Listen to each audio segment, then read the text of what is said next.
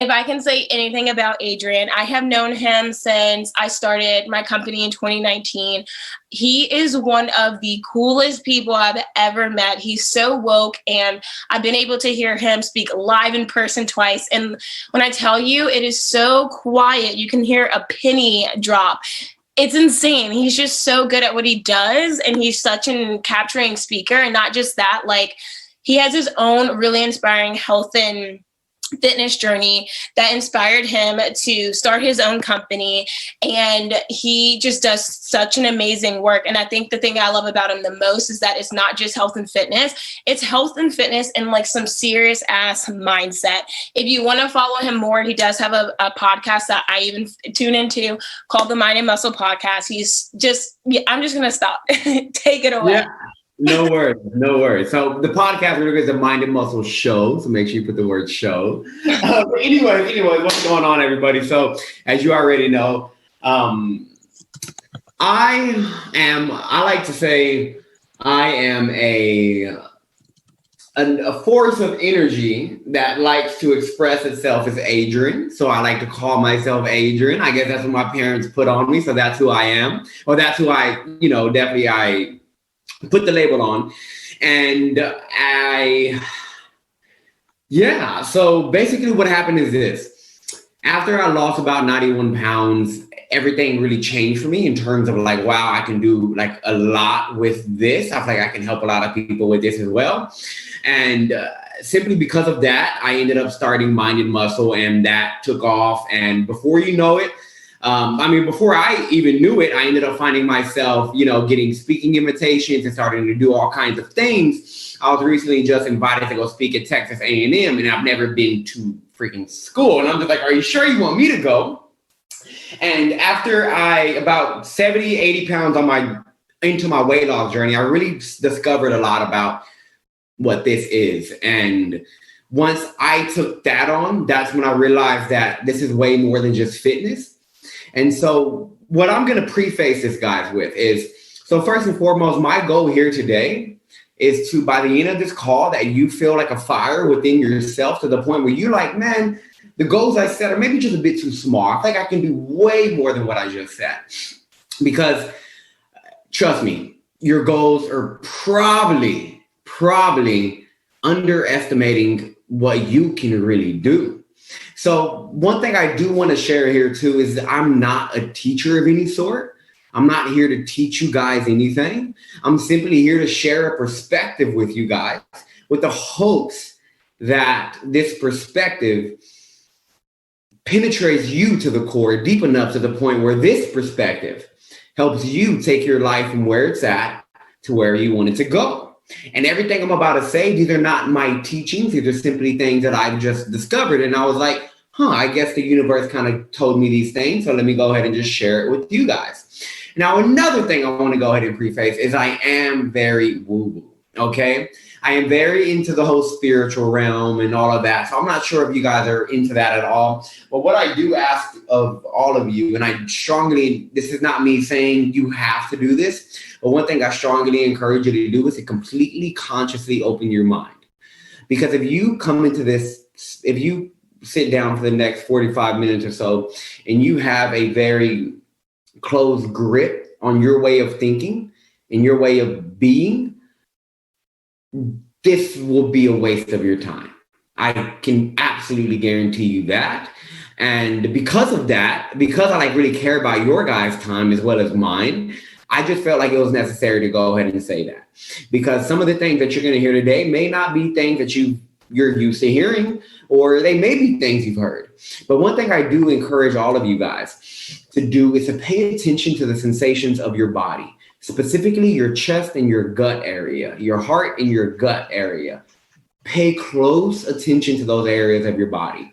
If you feel any form of an emotional pull or any kind of sensations within that as I'm going that are not triggered by thought, because you know how we sometimes we think and it causes a feeling. So if you're just listening and I say something and it kind of just it hits, follow that feeling. That's curiosity. I strongly encourage you to follow that curiosity. And one thing that I can share with you, I can tell you guys as well, is your mind. This may surpass a lot of your analytical thinking. I'm going to try to keep it as logical as I can possibly keep it. But this is going to surpass a lot of thinking. But the body is an intelligent force on its own. The body knows. The body knows what's real and what's not. Have you guys ever met somebody? Like, okay, so let's say you have like a really close friend. And then they bring like their new boyfriend around, their new girlfriend around, or one of their new friends around, and you just get an ugly feeling. And you're like, hey, I don't think you should hang around with that person. Something just feels off. And you don't even know who that person is, let alone know their name. And you're just like, hey, still, I probably shouldn't be hanging out with that person. And then they're like, la, la, la, la. And then sure enough, something happens. And you're like, oh, I told you. Have you guys ever had that kind of feeling where you called something way before it actually happened? Yeah, you know what that's called? That's called intuition.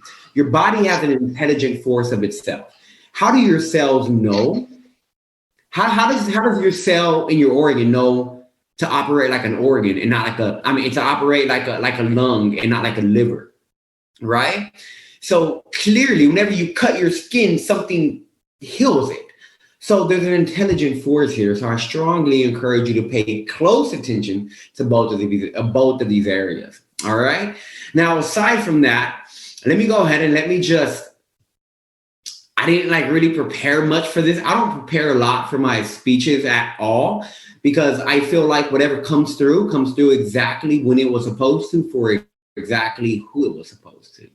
So let's go ahead and let's see whatever's coming through right now. But one thing is today, Jayana wanted me to talk about a little bit about like something that can help you guys break through any mindset barriers to reach goals and to like reach your goals on a consistent basis, because you're either chronically hitting your goals or you're chronically not, right? And so what my hope here today is to help you chronically hit your goals in a completely different way. So again, I strongly encourage you to just get the little, whatever little grip you have on your mindset and just open it up and get really curious for a second. Okay? Adrian, can I say one thing? Absolutely. And to hit their goals and to ditch the person who got themselves in that situation forever. Boom. All right. So that's going to help me out a little bit more. It's a little cherry on top there. Let me just get some water before I go on. Okay, so let's talk about why you don't hit your goals. Let's talk about that first. Why don't you hit your goals? Now, a lot of you guys might say, well, I don't really hit my goals because of this. I don't hit my goals because of this. Well, I try to do this, but because of the economy crashing, because of COVID, because of this, because of that, right? Then you start to like kind of they sound logical, they sound justified, but to be really honest with you guys, are just excuses, right? So I want you guys to really understand that if you're not hitting your goals consistently, there is something that is leading to that, because there is a cause and effect to absolutely everything. A lot of people mainly live on the effect side of things. They're like, oh, well, this is happening because of this. Now, if you're living like that, if you enjoy it, feel free. Like, I'm not here to like tell you the way you're living is wrong. If you enjoy it, go ahead. But if you want to be like a part of the 1% of people in the entire universe that actually get where they want to go, then I'm going to encourage you guys to live on the cause side and absolutely immerse yourself in the cause side of reality and not the effect side of reality. So what I want you to do is I want you to take full responsibility, full ownership of every single aspect of your life. Now, when I say responsibility, I mean radical responsibility. I mean, whenever COVID happens, can you take responsibility for that? Now, whenever I say responsibility, people think in terms of fault, my fault, your fault. Whose responsibility is this, right? And so you're like, oh, well, the COVID's not my responsibility. But if you go down and you look at the word responsibility, all it means is your ability to respond. Your ability to respond. Right now, if one of my clients, like I have a client in India. So right now, one of my clients in India gains 10 pounds in a month when he wants to lose 10 pounds in a month. I'm going to take full responsibility for that because I can still respond to that. Right? When something happens across the globe, right? Like when COVID happened, I took full responsibility for COVID in terms of the way I responded to it, not falling into fear, not putting all these barriers up and saying, you know what, the world's kind of closing down, so I'm going to step off of my mission and take my foot off the gas, right? So it just comes down to taking full responsibility of your life. So if you can't get past the full responsibility part, then everything else I'm about to say is just about to go right through your ears. All right. So if at least you're willing to take full responsibility of everything that's happening in your life, I mean, everything from the bump that pops up on your skin. I mean, everything. All right. So if you're not hitting your goals, it must be because you're acting in a certain way. Right? If you're if you're behaving in a certain way that's creating the result that you don't want, then it's because of your actions. Now, this is where most people mess up. Most people, they just focus on actions. They're like, you know what? Every night on my way home, I go to one of the fast food places and then I eat that. Then I get home and then I eat half a tub of Ben & Jerry's. So let me change my actions if I want to start losing weight. If I want to start getting in shape, let me change my actions. So then you start focusing on your actions. And then what happens then, right? You maybe go for about a good week, maybe even 2, maybe even 3. You may go for a whole 30 days. And by day 31, you find yourself immersed in Ben & Jerry's all over again. How many times, put your hand up if you have tried a new habit, you try to implement something, but within about 30 to 60 days, you were right back to doing what you were doing before. Oh yeah, just about everybody can raise their hand. Hey, look, I can even raise my hand. I can raise both my legs at the same freaking time because how freaking, guilty I am of that. So clearly, working on actions probably isn't the most ideal thing to do. Can we agree there a little bit? Okay, maybe just focusing on the action part is just not the most wisest thing to do if we really want to get to where we want to go. So this is where you start to reverse engineer, right? So I'm an entrepreneur. I set revenue goals, impact goals, things like that. So if I start planning for my revenue goals for this year, I was like, I'd like to do $1 million. So if I want to make $1 million this year, how exactly am I going to do that? Okay, if I'm going to make $1 million this year, my program is about $5,000. Then I'm going to need to sell this many programs to get that. Okay, if I'm going to sell that many programs, that means I need to hop on this many phone calls. Okay, let's look at my closing rate. Okay, my closing rate's about 50% for easy math. So that means I'm going to need to hop on this many calls and I'm going to be able to close this many people. If I need to hop on this many calls, I'm going to need to be able to send this many messages or put this much money in ads and all the way back down. And then I took a year-long goal and I brought it down to today's actions. That's what you call reverse engineering. You guys get that so far? Right? You get the goal, you begin with the end in mind, and you come all the way back. In the same exact way, you do that with your circumstances and your daily life that has nothing to do with money, nothing to do with numbers, nothing to do with anything, right? So now we got the action. Let's trace that back. This action happened because I felt a certain way.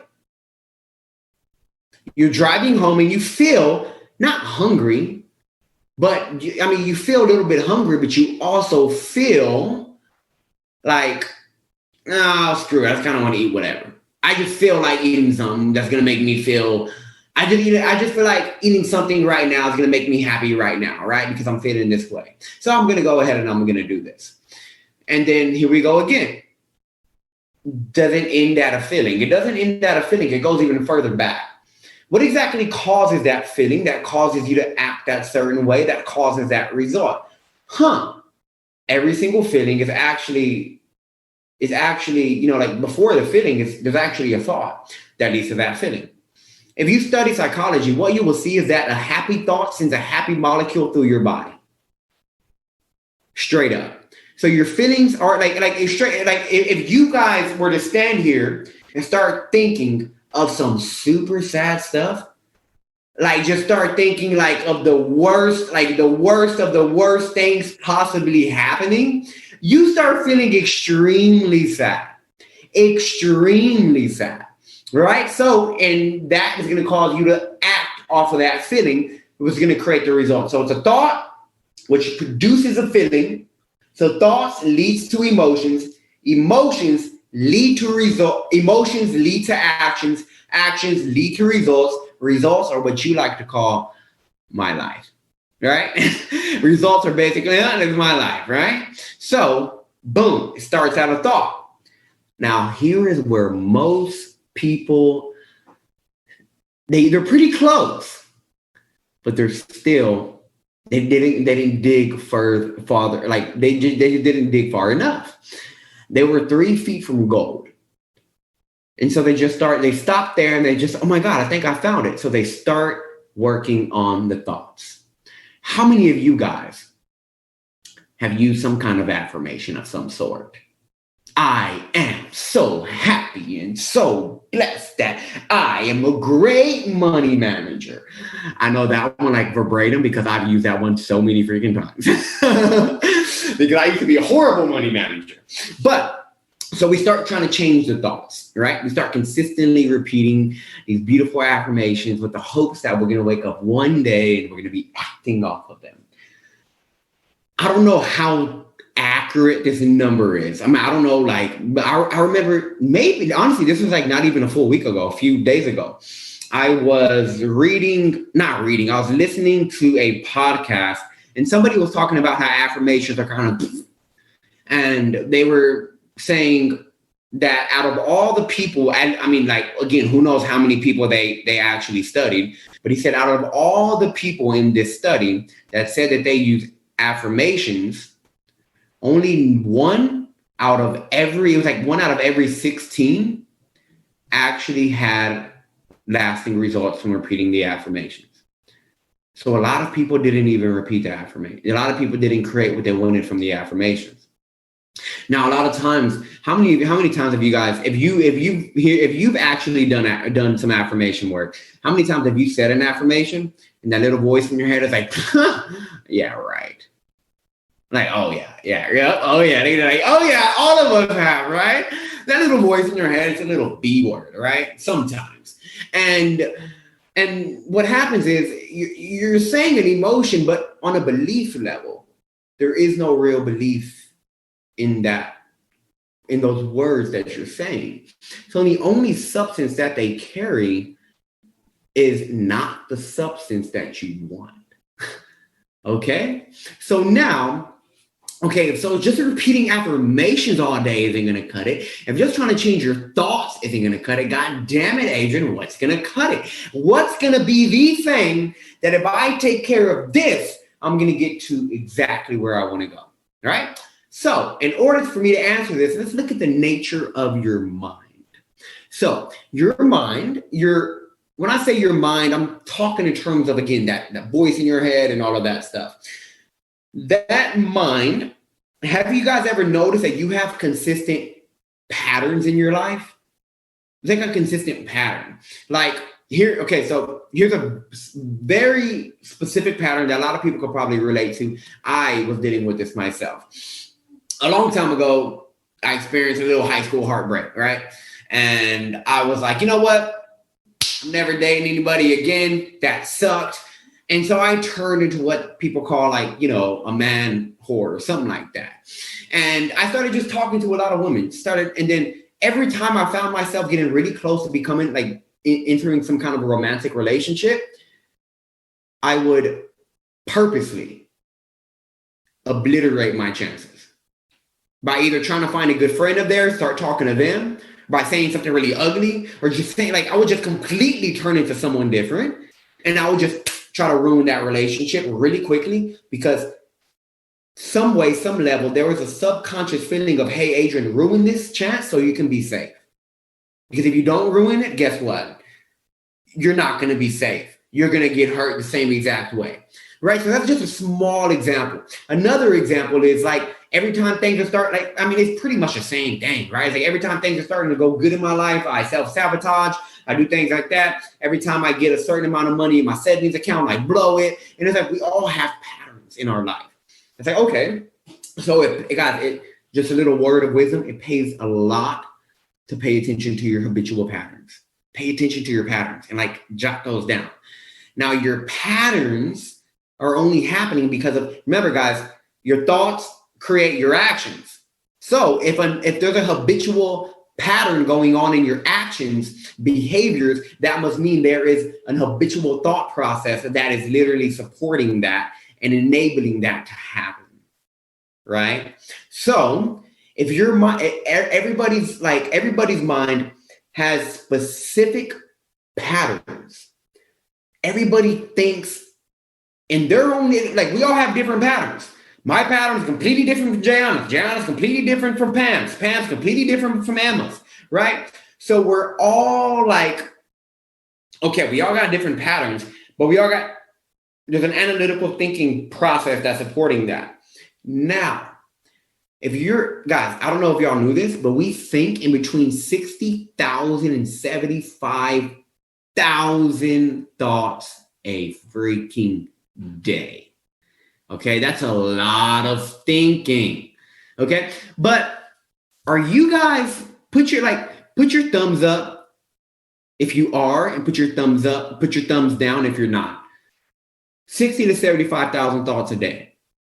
Are you consciously thinking those, or are they just kind of happening? So are you consciously thinking them, or they're just kind of happening? Yeah, they're kind of just happening, right? They're kind of just going on. So clearly, your mind doesn't even need you. It doesn't even need you to initiate any thought process. So that means they're unconsciously happening. But why are they so strong? Why are they so consistent? Why don't they stop? Something must be supporting those habitual patterns, right? Because I can imagine you've never seen a tall building stand tall and strong that doesn't have an even stronger foundation. Can any building in existence stand up without a strong foundation? Absolutely not. So if these habitual patterns are consistently going, then there must be a foundation that supports that. This is what a lot of people miss. And what is that foundation? It's the beliefs that you hold. Like if you believe that life is hard, you have a lot of pessimistic ass thoughts that you like to call realistic. Oh, it's just me being realistic. Oh, I want to make $1 million this year. You can't make $1 million.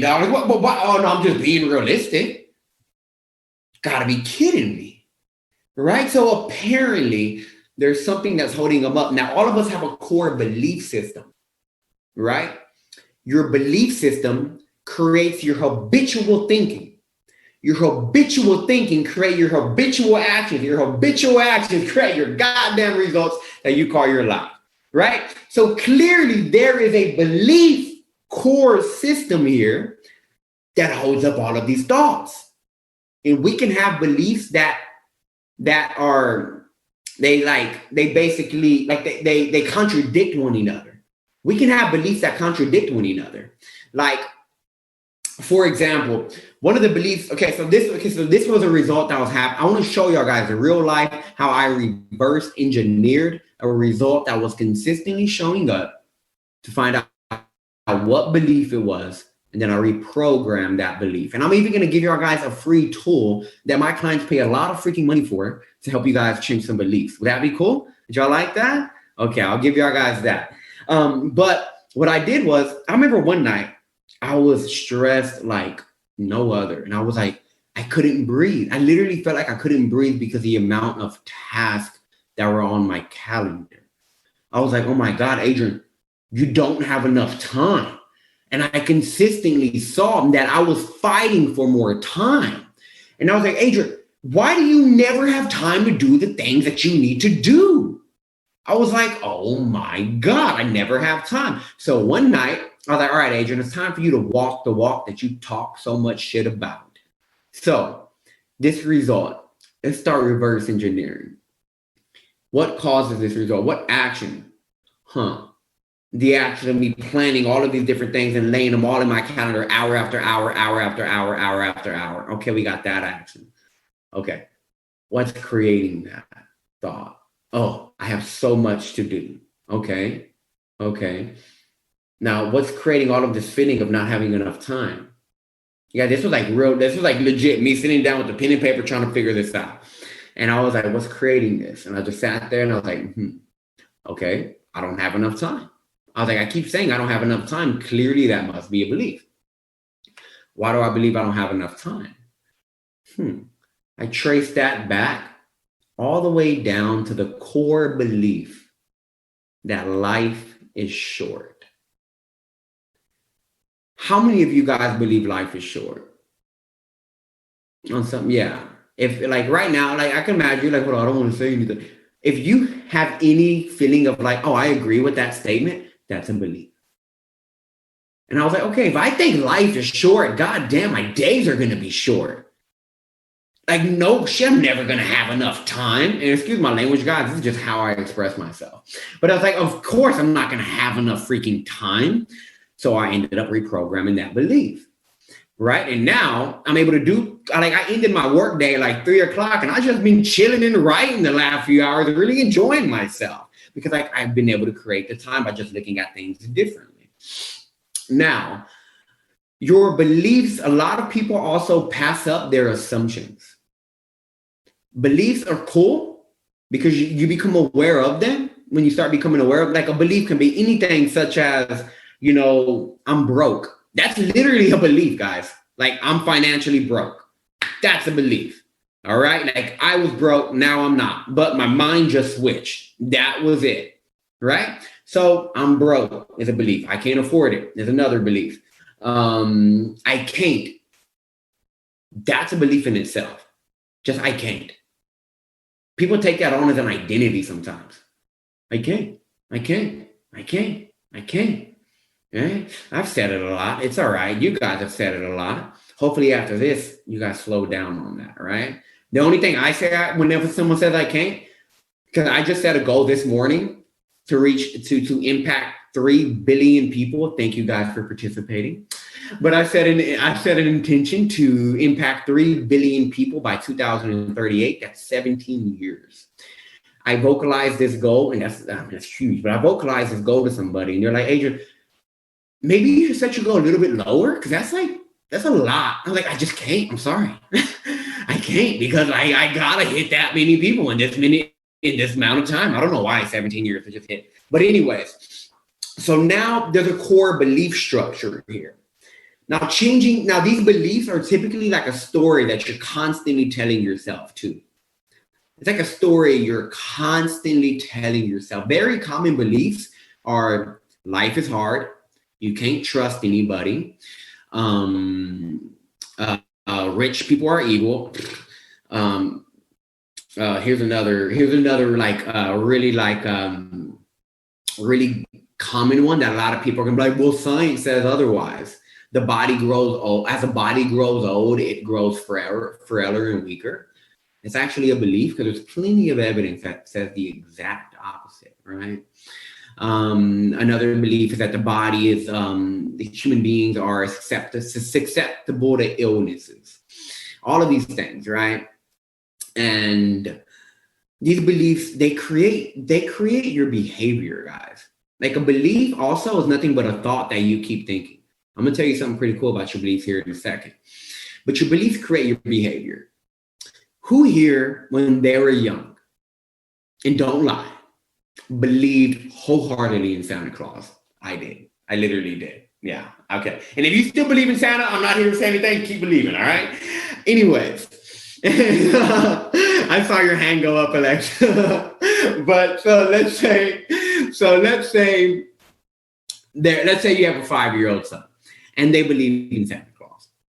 Before you know it, they're putting cookies out, they're putting milk out with the hopes of a guy in a red suit coming down a chimney he can barely fit down, coming down, throwing some presents, taking the cookies and leaving.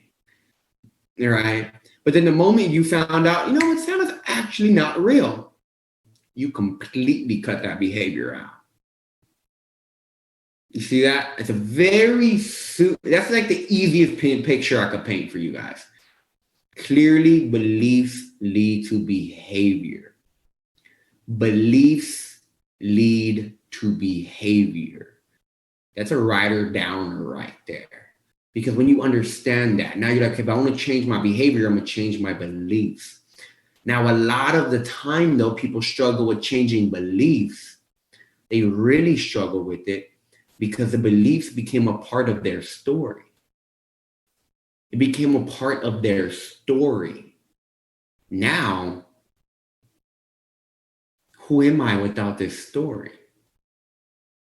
That is where it gets hard. Because nobody really wants to die. In the moment that you let your story go, it's like a death in a very real way. One thing I can tell you is Adrian right now. Oh, let me pull this up. Can you give me access to share my screen? Dunzo. How dare you? Anyways, this guy here is dead. Guaranteed. That guy's dead. His entire life, his entire way of thinking, and Gangsta Rap did make me do it, by the way, guys. But his entire way of thinking, his entire way of perceiving life and making decisions, it's gone. Like, I literally don't know that person. One of the keys to losing weight successfully and keeping it off forever, or not even losing weight, guys, one of the keys to getting to where you want to go is losing the person that's holding you back. The entire person. Now, let's look at the word person. This is where it's about to get a bit woo. So let's look at the word person. And if you guys don't believe me, look this up when you're done. The word person, the root word of person is persona. Now, what does the word persona mean? If you look it up, it literally translates word for word the false mask. The false mask. Guys, like literally when I discovered that, I mean, a jaw just dropped to the floor. I had to get a whole new jaw. I was like, oh my God, this is on a whole nother level now. I was like, this is like really starting to hit me. Then when I discovered what the word persona meant, where the word person came from, I was all like, then what the hell is wearing this mask? I was like, why can I go from that version of Adrian all of a sudden picking up a new mask and putting on a new identity? Like, guys, I want to share with you how that happened, how this whole 91 pounds happened literally overnight. Not 91 pounds overnight, but the person completely changed overnight. And I mean, literally. I opened up my door. At this time, I was unemployed. I was selling weed for a living. I was smoking weed for a living. And I did not have any aspirations. I just graduated. I was literally living on the couch. I was waking up at 3 p.m., going to sleep at 6, 7 a.m. It was ridiculous.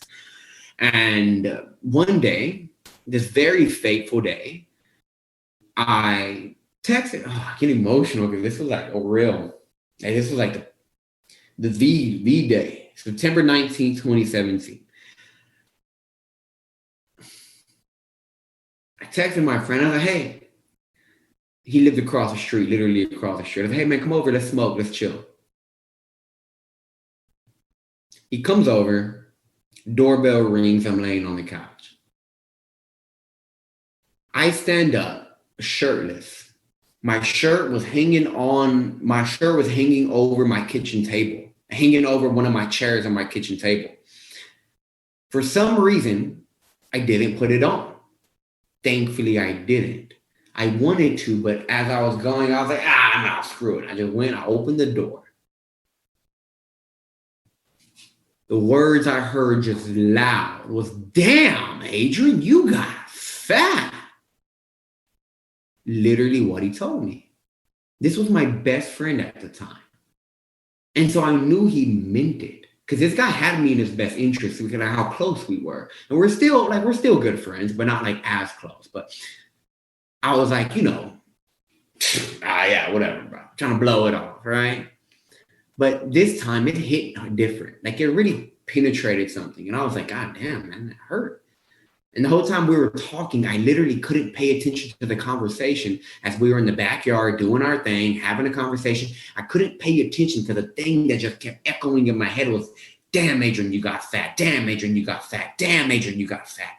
And that's all I heard. And I was like, Adrian, this isn't you, man, because 6 years ago, man, you had a six-pack. I used to be in seventh grade, the doctor told me I was about to be a diabetic if I gained another 30 or 40 pounds. He said, Adrian, you're literally a pre-diabetic. And I was 12, 13 years old. And I was like, whoa, I got to make a change. So I dropped like 40 pounds. And then I fell in love. And that went on for a few years. I found out she was having a baby from somebody else. That was the complete way to tear your world apart. So I just said, you know what? Screw it. Self-help, self-care goes to shit. I don't care.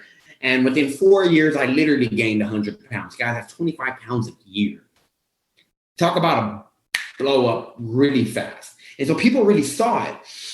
And I was like, Adrian, how did this happen, man? Like this. And I got really upset.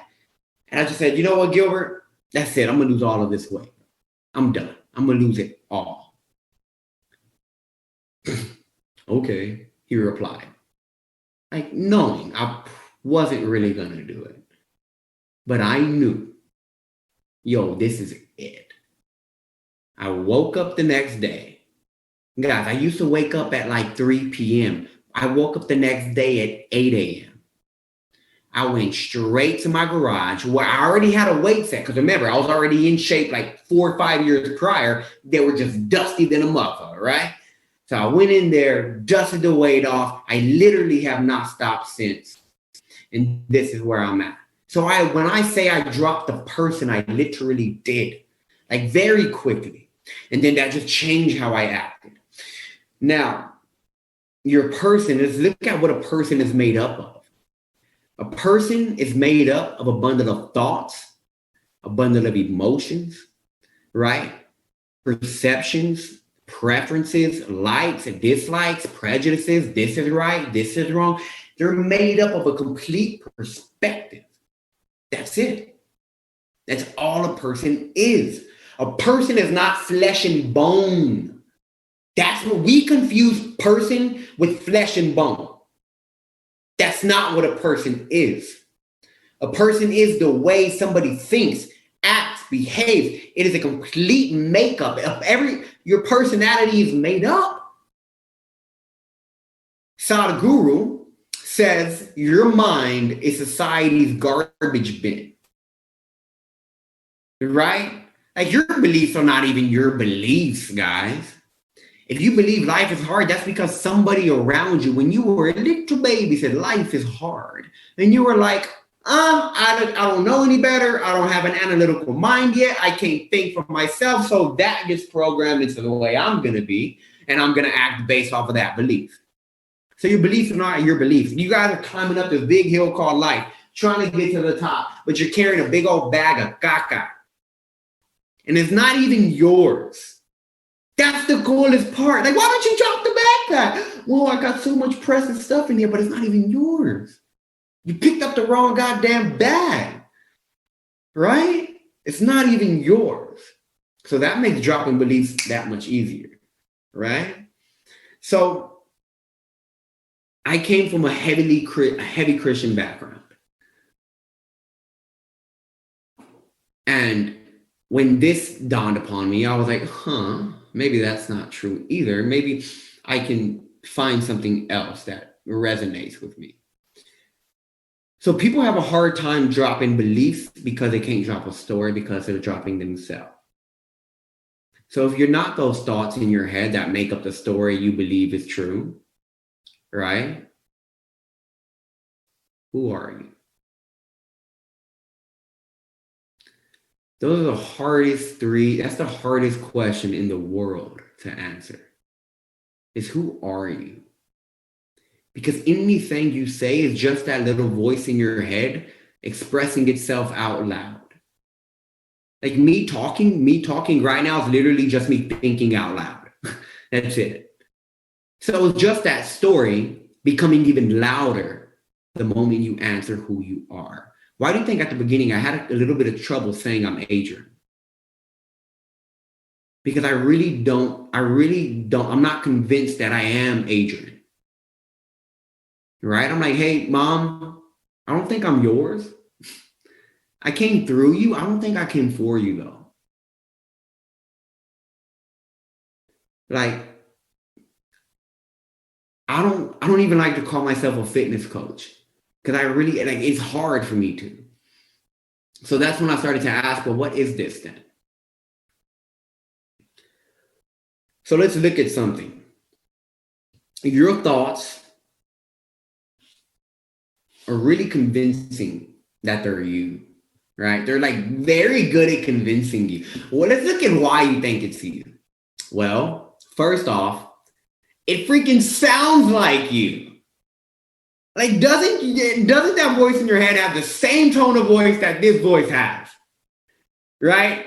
If you know Spanish or any second language and you start thinking in that language, it will go in that language. So it's like, oh my God, it really does sound like you. So of course you're going to be convinced that it's you. And you always listen to that thought in your head because you're always right. Right, guys? If I sit here and I hold my hand out and I'm like, you know what, Christina, what do you see? You're going to be like, I see a palm. I'm like, no, I see the back of my hand. You're like, no, I see the palm. I'm like, no, I see the back. Because we're always right in the eyes of ourselves and wrong in the eyes of others. So you're going to really listen to that thought because, oh my God, I'm so right. But what if that voice in your head actually wasn't you? Let me prove to you that it's not. We got this journal here, okay? This is my dream journal. I write down my dreams every morning I wake up because I try to see what they're trying to tell me. But it's really cool. It's my dream journal. So I'm holding up my dream journal here. Would you guys think I'm absolutely crazy if I said I am this journal? Right? If I was like, guys, who are you? I'm a journal. I'm this journal. Would you guys think I'm crazy? Come on. Yeah, you guys would think I'm crazy. Why can you say this journal is not me? Why can you confidently say this journal is not me? You can confidently say the journal is not me because there is a clear distinction between this and that. Nod your head if you're following so far. There's a clear distinction here. So of course, you're not going to say, Adrian, you are this journal. So there's a clear distinction here. What that implies is that there is an objective and a subjective experience. Right? There's an objective experience and a subjective experience. There is that which is being observed, and there is that which observes. Yeah? So, if there is an objective and a subjective experience, and there's a distinction between this and that, that must imply that there's a distance here, that there is a space here. Right? Now, if you were that thought in your head, why are you able to observe them?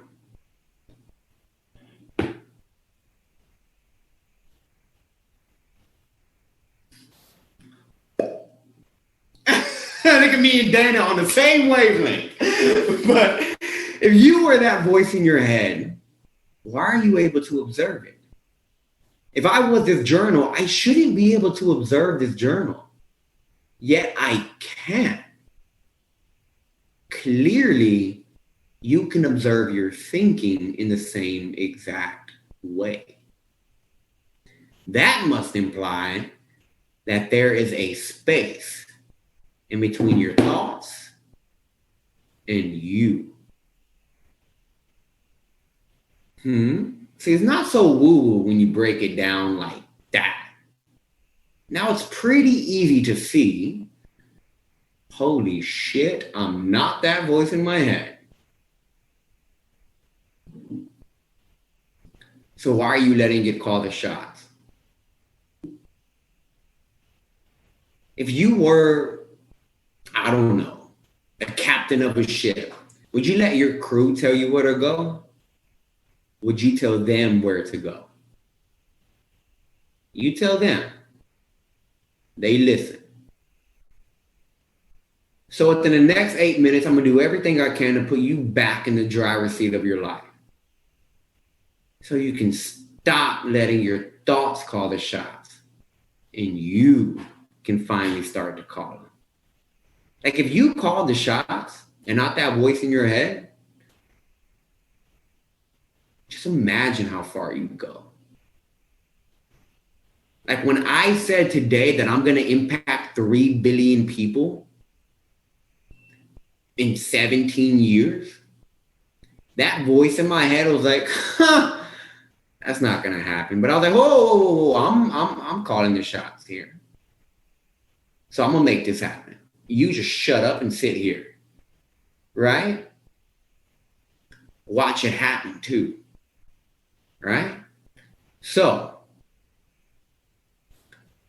what is that then? I don't freaking know. I wish I did. I can only experience what that is. Just like you right now are all experiencing this observer effect. All of you are. I can't say what it is because the moment I try to, I distort it. Because I'm trying to turn something that is clearly empty into something. I can't put it into words. So what I like to say, people call it God. People call it the universe. I just call it life. I don't know what the hell this is. I don't believe I have a life, but I know I am one. I don't have one, but I definitely am one. So people struggle with getting where they want to go because they struggle dropping the freaking story in their head and they struggle believing in themselves. Whenever my clients struggle to believe in themselves, I'm like, hey, guess what? Stop believing in yourself. Then I don't need you to believe in yourself. Just stop. Because you're trying to believe in a person that you're trying to get rid of. And that person is the exact reason you are where you are right now. So of course you can't believe in that. But let me ask y'all guys this. Does your heart beat? Do your lungs breathe? Dana, just nod yes or no. Are you beating your heart? Alexa, yes or no? Are you breathing your lungs? Are you pumping them in and out?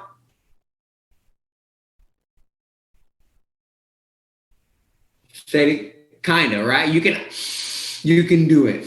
But if you forget what happens, you don't just drop dead. It goes.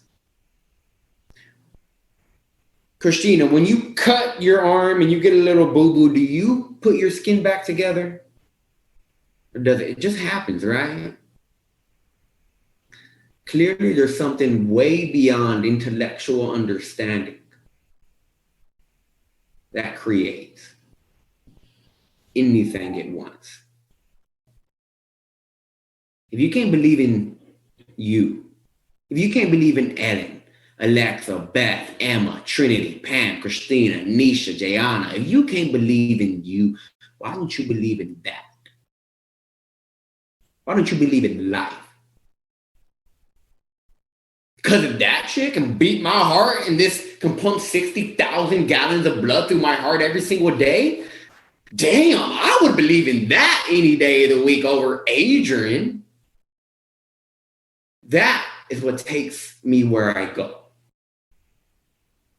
So it's not like I'm believing in myself, talking myself up. I'm simply understanding, hey, Adrian, you're not that voice in your head.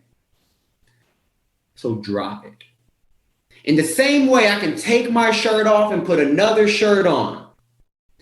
You can drop that bullshit story and put anyone on you want. But I'm going to encourage you to not wear one and see where that takes you. If you want to experience whatever this is, sit down, close your eyes, and follow your breath. A lot of these things came to me simply through paying attention to this breath. Because apparently this breath is coming from life, right? People think you breathe like this. It's not inhale, exhale, inhale, exhale. It's inhale, gap, quiet gap, exhale. There's a gap in between every breath, and there's a gap in between every thought. What is that gap? Apparently, it's the creator of everything. Your breath comes from nothing and returns to nothing. You follow it, you'll find the source of everything. Promise you will. Just follow it and you'll find it. And once you find the source, you can create whatever you guys want in life. I promise all of you. There's nothing you can't do. There's nothing you don't have. You're ready. I know there's something you've been waiting on. You're ready. Whatever that is, whatever you've been waiting on, whatever you've been procrastinating on, just go. You're ready. I promise you are. The same thing that took me where it took me is not separate from any of you guys at all. I don't believe in separation. In the same exact way you guys are all feeling a deep emotion right now, I know a good amount of you probably are. I'm feeling it too. If we're all feeling the same thing right now, how are we separate? Okay, so thank you for coming to my TED Talk. Anyways, I want to give y'all guys something that you can actually run with and start to practice. Okay. So if you want to get your hands on a reprogramming technique that's going to help you remove a lot of beliefs and get some new ones in play, right? Can help you make a lot of money, can help you get in the best shape of your life, can help you find the love of your life, all of that good stuff. Okay. Who wants that? Just go ahead and go to mindandmuscleacademy.com/reprogram. I'm gonna just drop that in the chat, mindandmuscleacademy.com/reprogram. Okay, so I'll put this together for you guys. Go ahead and you can find it there. And if you want to follow my content, you can find me on Instagram at Adrian Moreno 111. If you want to go find me on my podcast, just go look up the Mind and Muscle Show. It is the Mind and Muscle Show. Make sure you put the and sign. But other than that, guys, that's basically it. And if this resonated with you guys at all, I strongly encourage you to share what you learned with somebody, or point somebody in the direction of what you guys learned today. This is not for me. This is for you guys. And I truly know all of you can do whatever you guys want. I promise. Okay. So I love each and every one of you infinitely, never, ever finite. I hope this hit home for some of you guys. Adrian, thank you so much. I know the girls definitely appreciated this and had a lot of takeaways. So what I will do is I'm going to link both of the website you gave us as well as your Instagram, and then I'm going to have them drop their comments when I upload the video tomorrow as to what their takeaways were, and we're going to share it with you because like I said, I'm going to say, please share it with me. He's amazing. My assistant coach was like, oh my fucking gosh, this guy already in our little chat. And I told them it was going to be amazing. And you did nothing short of deliver. So thank you so much. We are so grateful. Absolutely, guys. And if any way I can be of service, please let me know. And thank all of you guys. Hold on, let me see. Okay, that's 12 out of 3 billion. Thank you guys for taking part. No, there was 2 more on, but they're on the East Coast and the slate where they are. So 14. Okay, guys. Well, 14 out of 3 billion. All right. Now look, guys, help me with this. Okay. If I just helped you turn the light on, go help other people.